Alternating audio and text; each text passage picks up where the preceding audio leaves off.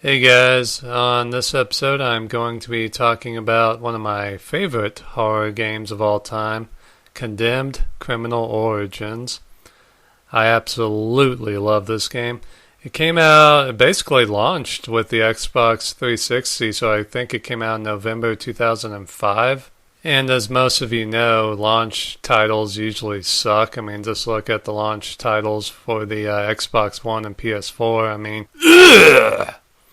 But this was absolutely a great game. I think I went through it in early 2008, and I had no idea what I was in for. This game was made by Monolith Studios, and they're one of my favorite game makers. I mean, they did the Fear trilogy. They did Shadow of Mordor. I haven't gotten to play that yet, but I hear really good things. I mean, I absolutely love Monolith Studios. And they made this, and this is just an absolutely great game. And I'm not sure if I had played Fear 1 yet, but this might have been my first Monolith game to play. But, man, I had no idea what I was in for on this one. The game makers say they were heavily influenced by Silence of the Lambs and Seven, and it definitely shows. I mean, the music is definitely Seven-like, and a lot of the serial killer stuff in this is definitely reminiscent of, that kind of genre of movies, I guess. But it's just a great game. I mean, the graphics, I mean, the people in the game kind of look like shit, but the environments, even today, look pretty damn good, so that definitely helps you get scared and immersed in the game. But yeah, the storyline is very interesting in this. Basically, you are a police investigator who is on the trail of a serial killer called the Matchmaker. He's called the Matchmaker because he only kills women, and he leaves their bodies with a male mannequin, usually with some kind of like facial scar. So the police think that he probably has some kind of facial scar and a problem with women, obviously.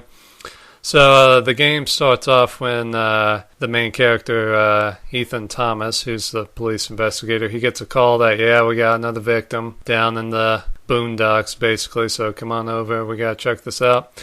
And basically, right now, the city is going through a really rough time. Like, something is driving the hobos to go completely nuts and the junkies to go completely nuts, and birds are dropping dead out of the sky and stuff, so, I mean, people are just, like, freaking out. And there are entire sections of the city that are just no man's land. I guess picture a even crazier version of Detroit. And you basically have to go to the heart of it and underneath it. And that's some of the scariest moments in the game. So you go to the call, you whip out your forensic gadgets, which will play a pretty big role in the game. And they're pretty interesting. You're, looking for fingerprints, bodily fluids and stuff. So that's definitely an interesting aspect of the game. So you're taking pictures, you're whipping out a UV light, looking for blood and stuff. So that's pretty interesting. But then you hear boom, boom, boom, boom, boom. Basically somebody running on the floor above you. So you and your backup have to go and look for, because you think that's the matchmaker. So long story short, you end up getting framed for killing those officers you have with you. So Ethan Thomas now has to go on the run from the law, and he also has to try and track down the serial killer. So you definitely go on a crazy journey through the city and stuff. And man, you come across some of the most interesting enemies you will ever come across in any game. I mean, the Dark Watchers are crazy. I mean, even the common enemies are just nuts. I mean, crazy hobos and shit. And the melee... Well, first of all, this is a first-person game, but it's mainly melee weapon-driven as far as the combat and stuff. I mean, you do get guns, but ammo is very scarce. So you're going to have to learn how to use a lead pipe and all kinds of goodies to kill enemies with. And the combat system is excellent.